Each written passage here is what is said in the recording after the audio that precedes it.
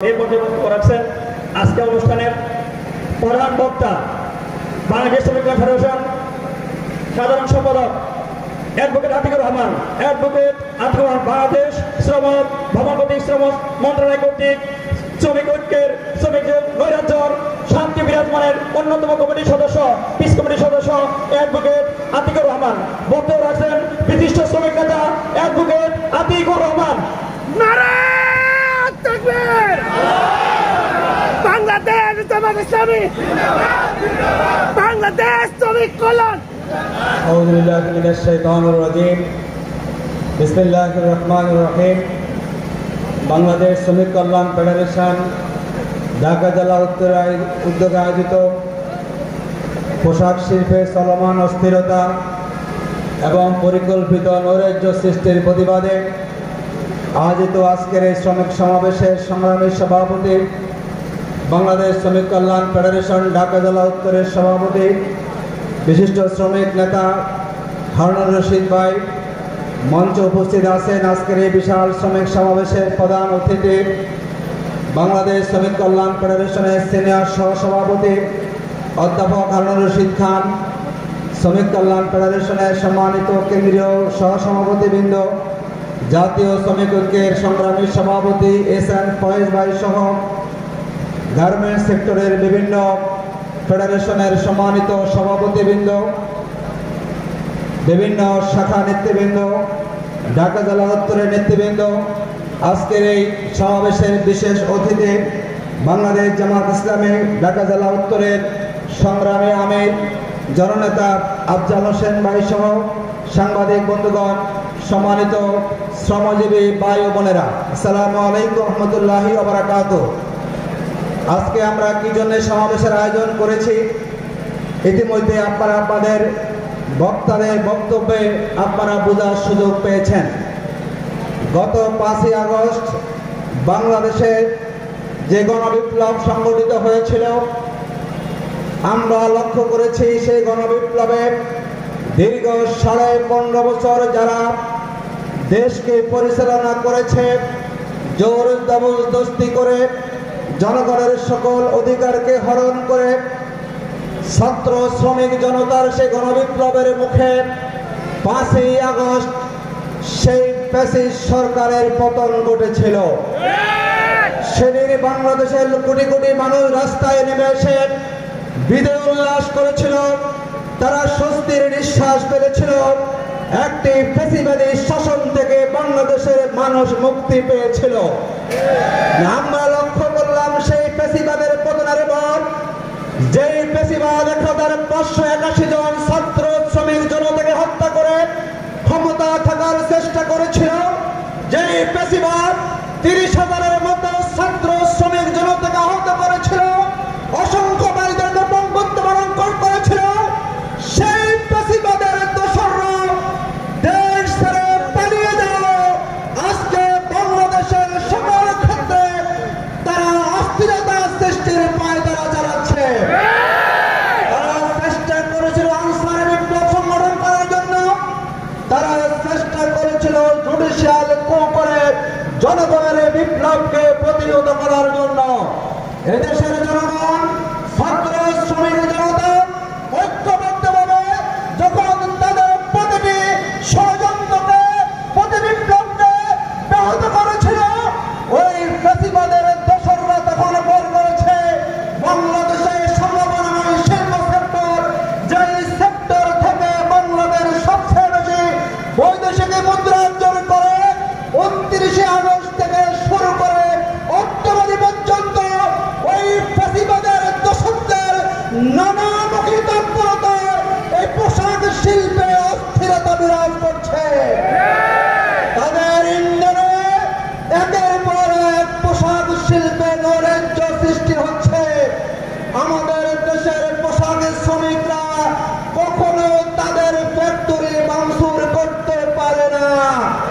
ওই দোসরদের তৎপরতায় তাদের ইন্ধনে আজকে প্রায় 1 মাসের বেশি সময় ধরে বাংলাদেশের এই সেক্টরটিকে ধ্বংস করার জন্য ওই ফ্যাসিবাদের দোসররা নেপথ্য থেকে ভূমিকা পালন করে যাচ্ছে। আমরা আজকের এই সমাবেশ আয়োজন করেছি আমরা শ্রমিক ভাইদেরকে বলার জন্য, যারা বর্তমানে ক্ষমতায় আছে অন্তর্বর্তীকালীন সরকার, তারা জনগণের গণবিপ্লবে তারা ক্ষমতায় এসেছেন। আমরা দেখেছি এই সরকার অত্যন্ত আন্তরিকভাবে ওই 15 বছরের যতগুলো তারা সমস্যা তৈরি করেছিল, জঞ্জাল তৈরি করেছিল, অধিকার হরণ করেছিল, এই অন্তর্বর্তীকালীন সরকার একের পর এক অত্যন্ত আন্তরিকভাবে তারা সেই সমস্যাগুলোকে সমাধান করে যাচ্ছে। আমাদের পোশাক শিল্প শ্রমিক বাংলাদেশে 40 লাখের মতো, তার মানে হচ্ছে 40 লাখ, তার সাথে আমরা 3 জন করে সদস্য হিসাব করে প্রায় 2 কোটি মানুষের ভরণ পোষণের ব্যবস্থা হয় এই পোশাক শিল্প খাত থেকে। আজকে এই পোশাক শিল্পকে ধ্বংস করে বেকারত্বের গাড়ি তৈরি করার জন্য তারা আজকে পায়তারা করে যাচ্ছে। আমরা আপনাদেরকে আশ্বস্ত করতে চাই, এই অন্তর্বর্তীকালীন সরকার ইতিমধ্যে পোশাক শিল্প শ্রমিকদের দাবিগুলো তারা বৈঠক করেছে। আমরা শ্রম মন্ত্রণালয়ে প্রায় আমরা 6 থেকে 7 দিন বৈঠক করেছি। আপনাদের সমস্যাগুলো আমরা জেনেছি, শ্রমিক নেতৃবৃন্দ সেগুলো বলেছেন এবং আমরা সেগুলো ফাইন্ড আউট করে 18 দফা দাবি আমরা উত্থাপন করেছিলাম শ্রম মন্ত্রণালয়ে। শ্রম মন্ত্রণালয়ের মাননীয় সচিব থেকে শুরু করে সেখানে উপদেষ্টাবৃন্দ, শ্রমিক নেতৃবৃন্দ, মালিক নেতৃবৃন্দ, আমরা বসে একাধিকবার বসে ঘন্টার পর ঘন্টা বৈঠক করে আমাদের দেশের পোশাক শিল্প শ্রমিকদের যে মৌলিক দাবি 18 দফা দাবিকে যৌক্তিকভাবে সমাধান করার জন্য দ্বিপক্ষীয় বৈঠকে সরকার সিদ্ধান্ত গ্রহণ করেছে। আমরা মনে করি সরকার আন্তরিক, আমরা শ্রমিক নেতৃবৃন্দ আমরা আন্তরিক। আমাদের শ্রমিক ভাইদের কোন সমস্যার সমাধান হওয়া ব্যতীত আমরা শ্রমিক নেতৃবৃন্দ আমরা কখনো আপোষ করব না। কিন্তু আমরা আপনাদেরকে বলছি, সরকার যে দাবিগুলো যৌক্তিক দাবি, ইতিমধ্যে আপনারা আপনাদের হ্যান্ডবিল গুলো আপনারা পেয়েছেন, আমরা সেখানে লিখে দিয়েছি। আমাদের হাজিরা বোনাস নিয়ে অসন্তোষ ছিল, টিফিন নিয়ে অসন্তোষ ছিল, নাইট বিল নিয়ে ছিল, ইতিমধ্যে সেই ব্যাপারে সরকার সিদ্ধান্ত গ্রহণ করেছে। আপনারা বলেছেন বহু শিল্প সেক্টরে নিম্নতম মজুরি বাস্তবায়ন হয় না, ইতিমধ্যে সরকার সিদ্ধান্ত নিয়েছে অক্টোবর 2024-এর মধ্যে সকল শিল্প কারখানাতে নিম্নতম মজুরিকে বাস্তবায়ন করতে হবে। আপনাদের দাবি ছিল রেশনিং ব্যবস্থা, ইতিমধ্যে সরকার সিদ্ধান্ত নিয়ে 40 লক্ষ গার্মেন্টস শ্রমিককে আমাদের স্বল্প মূল্যে পণ্য সরবরাহ করার সিদ্ধান্ত সরকারের পক্ষ থেকে নেওয়া হয়েছে। এসব দাবি পূরণ করে যাচ্ছে। আপনাদের বকেয়া মজুরি ছিল, এই ব্যাপারে আমাদের বৈঠকে সিদ্ধান্ত হয়েছে 10 অক্টোবরের মধ্যে যে সমস্ত কারখানার মালিকরা তাদের বেতন বকেয়া রেখেছে তাদেরকে বলা হয়েছে অবশ্যই 10 অক্টোবরের মধ্যে সকল শ্রমিকদের মজুরিকে পরিশোধ করতে হবে। আপনাদের দাবি ছিল যে বায়োমেট্রিক ব্ল্যাক লিস্টিং আপনারা বলেছেন করা হয়, যে একজন শ্রমিক কোন ফ্যাক্টরি থেকে বের হলে তাকে পিজিএ মেকার তালিকাভুক্ত করে। ইতিমধ্যে সরকার সিদ্ধান্ত নিয়েছে যাচাই বাছাই করে ওই বায়োমেট্রিক ব্ল্যাক লিস্টিংকে তারা বাতিল করে দিবে, এটা সরকার সিদ্ধান্ত নিয়েছে। শ্রমিকদের সকল মামলা প্রত্যাহার সরকার সিদ্ধান্ত নিয়েছে। জুট ব্যবসার ব্যাপারে সরকার পলিসি গ্রহণ করবে এবং প্রত্যেকটা ফ্যাক্টরিতে নারী পুরুষের বৈষম্যহীন নিয়োগ সেখানে হবে। আমাদের নারী শ্রমিকদের যারা আছেন তাদের মাতৃত্বকালীন ছুটিকে সরকার 8 দিন বাড়িয়ে 120 দিন করার সিদ্ধান্ত নিয়েছে এবং ন্যূনতম মজুরিকে আবার পুনর্নির্ধারণ করার জন্য সরকার 6 মাসের ভিতরে তারা পরীক্ষা করে তারা সেই ব্যাপারে সিদ্ধান্ত নেবে। আপনাদের সার্ভিস বেনিফিট, আপনাদের প্রভিডেন্ট ফান্ড, আপনাদের বাৎসরিক ইনক্রিমেন্ট থেকে শুরু করে যে মৌলিক দাবিগুলো আমাদের 18 দফা দাবি গত 24 আগস্ট, গত 24 সেপ্টেম্বরে শ্রমিক মালিক এবং সরকার কর্তৃক আমরা সিদ্ধান্ত নিয়ে সেগুলো বাস্তবায়নের পদক্ষেপ গ্রহণ ইতিমধ্যে শুরু হয়েছে।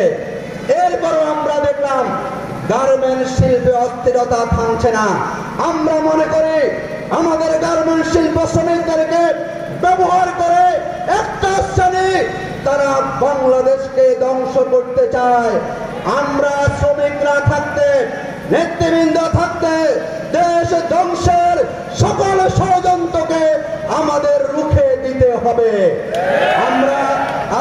আপনাদেরকে আহ্বান জানাবো এই সমাবেশ থেকে, এখানে আপনারা এসেছেন, এই আশুলিয়া লক্ষ লক্ষ শ্রমিক কাজ করে। আপনাদের দায়িত্ব হচ্ছে দয়া করে যে শিল্প আপনার জীবন জীবিকার ব্যবস্থা করছে, যে শিল্প কারখানায় আপনি কাজ করে আপনার পরিবারের ভরণ পোষণ ব্যবস্থা করছেন, আপনার যৌক্তিক দাবিগুলো সরকার সমাধান করবে, আমরা সেখানে ভূমিকা রাখবো। আপনার কোনো ভূমিকা যাতে করে কোনো শিল্প বন্ধ না হয়ে যায়, কারণ শিল্প বন্ধ হলে মালিকের সমস্যা নাই, সমস্যা কিন্তু আপনার সেখানে হবে, আপনি বেকার হয়ে পড়বেন। সুতরাং কারো পাতানো পাদে পা দিয়ে আমাদেরকে গার্মেন্টস শিল্পের অস্থিরতাকে আর জিয়ে রাখা যাবে না। আমরা কেউ আর কর্মবিরতি করবো না। কোথায় কোথায় রাস্তা অবরোধ করে যদি আপনি করছেন, এর মধ্যে দিয়ে আপনার যৌক্তিক দাবিগুলো প্রশ্নবিদ্ধ হয়ে যাচ্ছে। আমরা রাস্তা অবরোধ কিংবা অন্যদের ক্ষতি করে আমাদের দাবি আদায়ের চেষ্টা আমরা করব না। আমরা যারা এখানে আমার দায়িত্ব নেব, আমরা প্রতিটি কারখানার আমরা কর্ম পরিবেশ ঠিক রাখবো, আমরা নষ্ট করব না, কারো উস্কানিতে আমরা সেখানে পা দেব না। আমরা আপনাদেরকে বলবো যে 18 দফা সরকার চুক্তি বাস্তবায়ন করার সিদ্ধান্ত নিয়েছে, আপনারা ধৈর্য ধরুন। আমরা কখনো আপনাদের সাথে প্রতারণা করব না। আমরা এখান থেকে আজকে বলছি, বাংলাদেশ শ্রমিক কল্যাণ ফেডারেশন শ্রমিকের স্বার্থে যত ভূমিকা রাখা দরকার আমরা ইনশাল্লাহ সাহসিকতার সাথে আমরা সেই ভূমিকা পালন করব। কিন্তু আপনাদেরকে আমাদের পাশে থাকতে হবে। এই সেক্টরটাকে অস্থির রেখে, নৈরাজ্যকর পরিস্থিতি বিরাজমান রেখে কখনো আপনারা আপনাদের দাবি আদায় করতে পারবেন না। সুতরাং আমাদের সকলের দায়িত্ব হচ্ছে পরিস্থিতি শান্ত হোক। মাননীয় প্রধান উপদেষ্টা ইতিমধ্যে সিদ্ধান্ত দিয়েছেন শ্রম আইনকে সংশোধন করার জন্য। আইএলওর দৃষ্টিভঙ্গি অনুসারে আমরা সেখানে কাজ করব ইনশাআল্লাহ। যারা এখন ক্ষমতা আছেন আমরা তাদেরকে বলেছি, আপনাদের সুযোগ আছে যে বৈষম্যের বিরুদ্ধে আন্দোলন করে ছাত্র জনতা বেশিরভাগকে পতন ঘটিয়েছে, যাতে বাংলাদেশের 7.5 কোটি মানুষ আর বৈষম্যের মধ্যে না থাকে, সেই উদ্যোগ আপনাদেরকে নিতে হবে। সুতরাং আসুন আমরা বৈষম্য মুক্ত চাই, আমাদের শ্রমিকদের সাথে আমরা আছি, আমরা আপনাদের সাথে কাঁধে কাঁধ মিলিয়ে আমরা হাতে হাত রেখে কাজ করব। আমরা বলবো ভাইয়েরা বোনেরা এখানে আছেন, আমাদের শিল্প বাঁচাতে হবে, দেশ বাঁচাতে হবে, তাহলে শ্রমিক বাঁচবে। আমরা কারো উস্কানিতে পা দিয়ে আমরা পরিস্থিতিকে অস্থিতিশীল করবো না। আমি সর্বশেষ বলবো সরকারের প্রতি, যারা এখন আপনারা এখানে আছেন, অবিলম্বে আপনারা সিদ্ধান্ত নেন। যে সমস্ত মালিকরা, যে সমস্ত ব্যক্তিরা পদ্মার আড়ালে থেকে এই পরিস্থিতিকে বিনষ্ট করছেন, তারা অবিলম্বে তাদেরকে আপনারা আইনের আওতা নিয়ে আসুন। আমরা মনে করি সরকার যদি যৌক্তিক ক্ষেত্রে কঠোর পদক্ষেপ গ্রহণ করে আমরা সরকারকে সহযোগিতা করব। আসুন ভাইরা, আজকে আমরা সিদ্ধান্ত নেই এই আশুলিয়ার এই শিল্প অঞ্চলে আমরা আর কোনো খারাপ পরিস্থিতি চাই না, আমরা নৈরাজ্য চাই না।